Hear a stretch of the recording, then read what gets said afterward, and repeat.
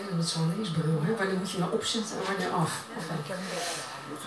Ja, over het thema.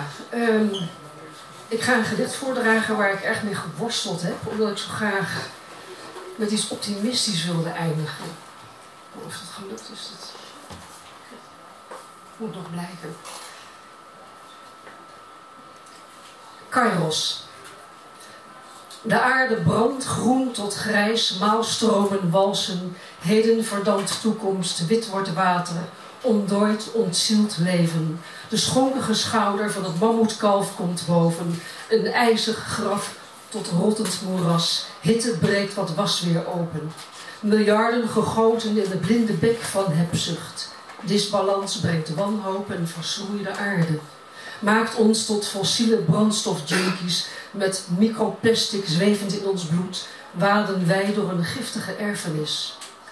Gaan we omarmen in plaats van ontkennen, zaaien in plaats van graaien, planten zonder plunderen, gaan we herkennen dat wij de elementen zijn, de rivieren onze aderen, de bomen onze longen, de aarde ons lichaam is, begrijpen wij dat we één wezen zijn.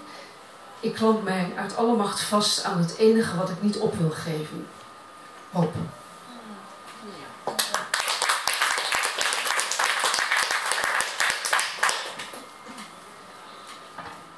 En dit heeft er alles mee te maken. Vrijheid is een danser op het koord, een balanceeract. Vrijheid is geven met opene handen, een compromis bij gratie van het midden. Een huis met open deuren, bezieling zonder berekening. In vrijheid is loslaten belangrijker dan twijfel, waar het hart het wint van wantrouwen. Een samen zoeken en bouwen, een kathedraal van vertrouwen. Waar moed dieper gaat dan haat. Vrijheid is de kwetsbaarste kracht, maar niets noodzakelijker dan dat.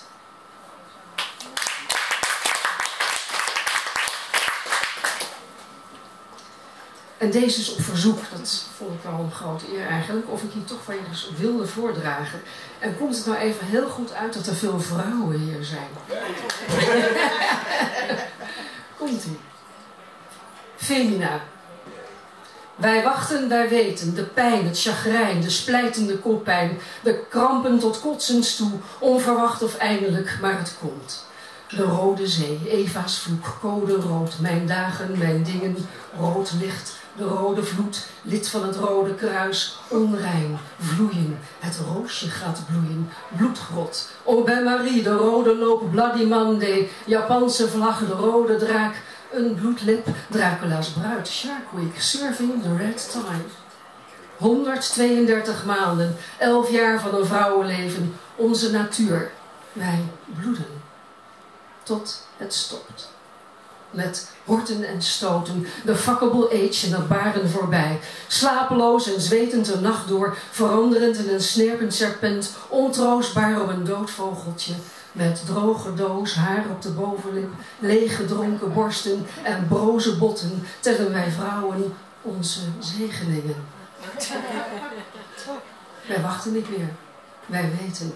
Hoe korter de snoei, hoe sterker de groei. Gestaald door de jaren zien wij het verschil. Huilend van het lachen, omdat alles uiteindelijk naar het zuiden zakt, valt het blad van de mond, verdomd, verlost van de vloek die schoonheid brengt.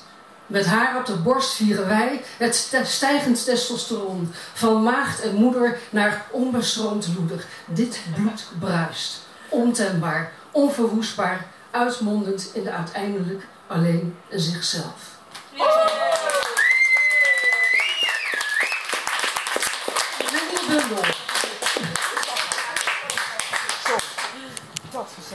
Serafina Hassels.